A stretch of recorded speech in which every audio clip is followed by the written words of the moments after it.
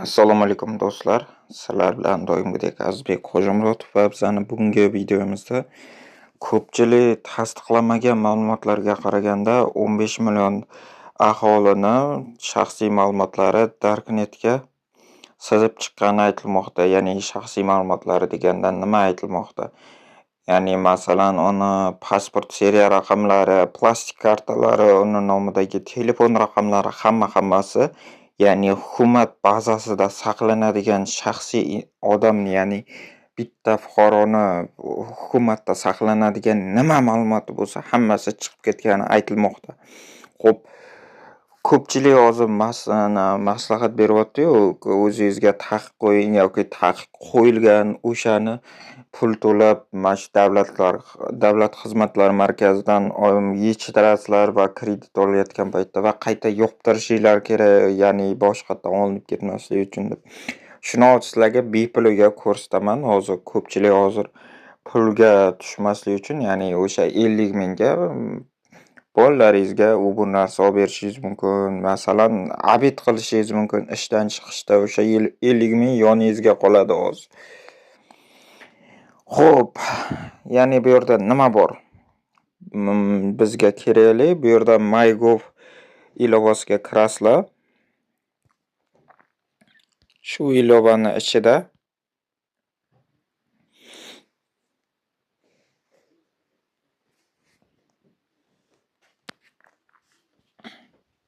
shaxsiy parolingizni terib kirasiz.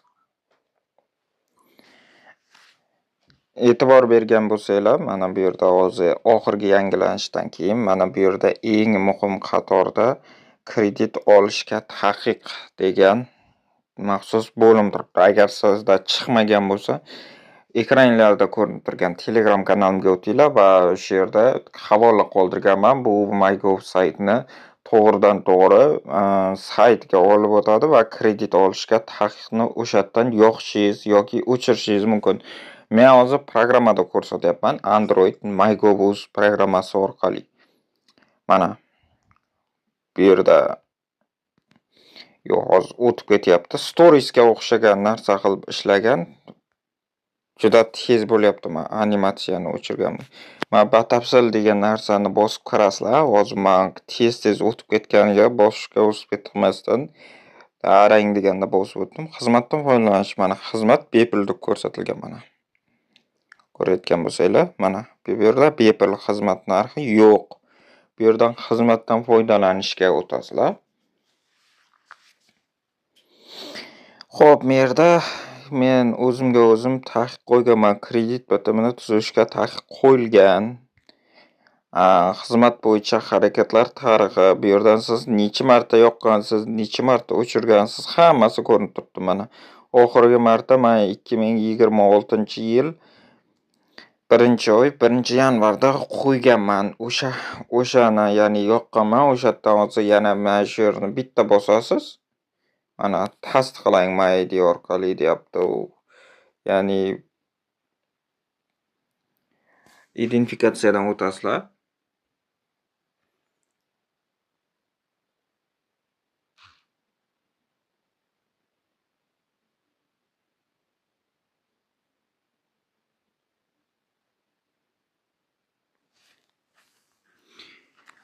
Mana hozir yechildi, ya'ni bu MyGovdan kreditga taqiq yechildi. Endi men hozir xohlasam kredit, xohlasam boshqa chakana savdoga mo'ljallangan nasiya limit chiqarish mumkin. O'zim nasiya xolos open o'shanga o'xshagan. Endi menga kerak emas, menga o'zi yopiq turgan afzal. Ya'ni hozir yana Face ID orqali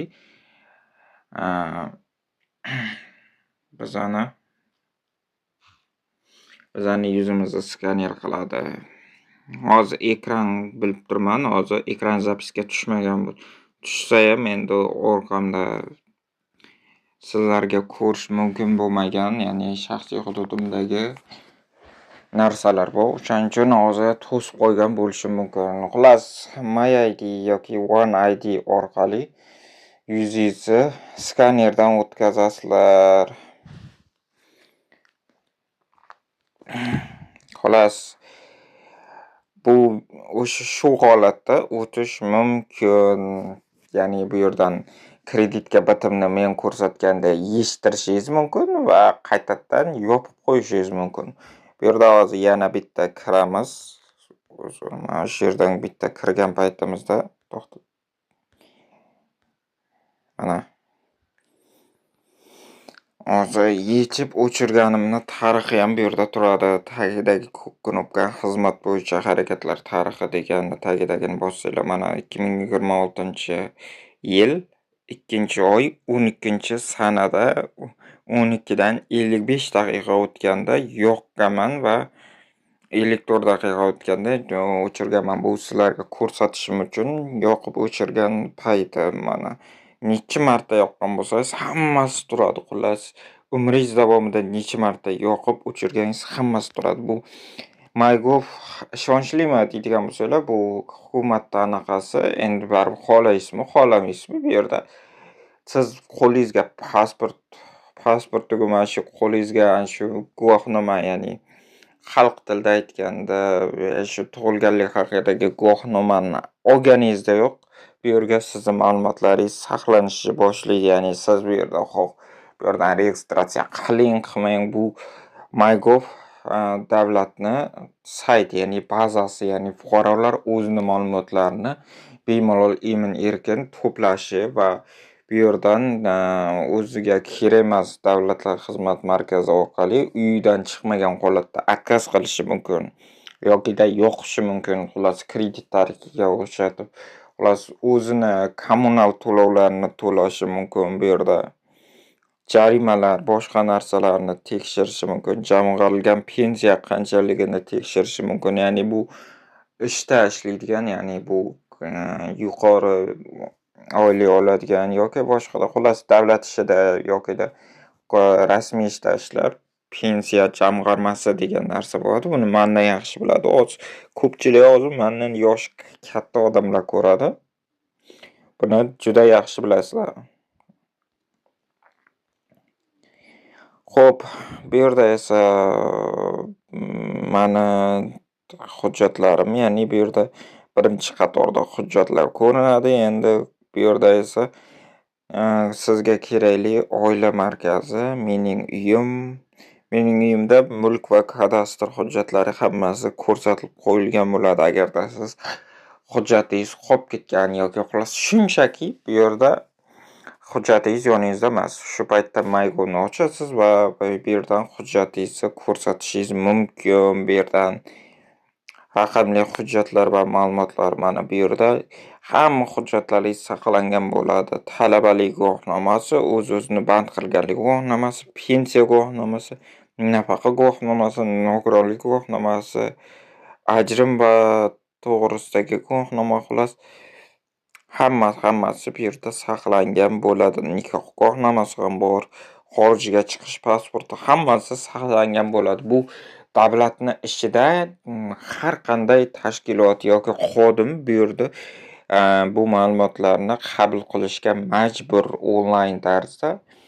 Agarda siz yoningizda anaqa bo'lmasa, bu yerdan shu ma'lumotlarni taqdim etishingiz mumkin. Telefoningizni ochib, shu MyGovni ochib, bu sizga qo'shimcha ma'lumot. Asli biza kredit tarixini, ya'ni kredit bitimiga uni qaytadan yechish haqida gaplashgan edik. Bu hozir sizlarga qo'shimcha ma'lumot. Bu MyGov deyarli hammaga kerakli programma.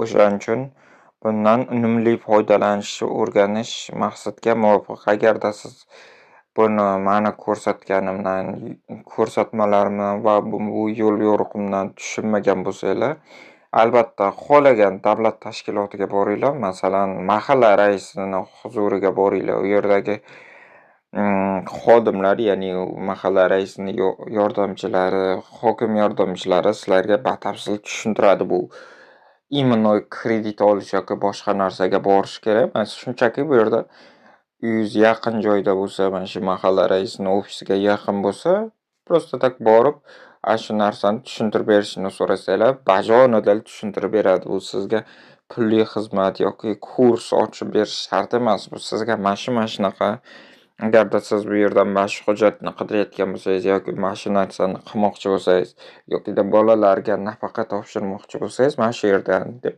hammasini ariza topshiradigan joyini hammasini tushuntirib yuborishadi. Xullas, hammanglarga rahmat, sog' bo'linglar, charchamanglar.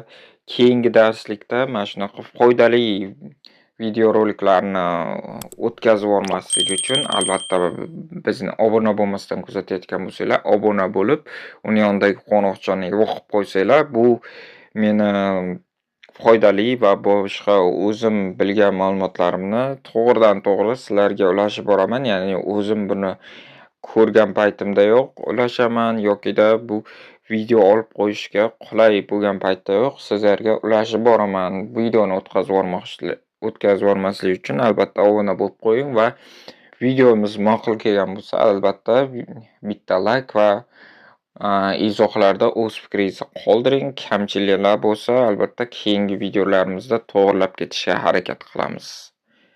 Hammanglarga rahmat oxirigacha tomosha qilganlar uchun. Sog' bo'linglar, charchamanglar.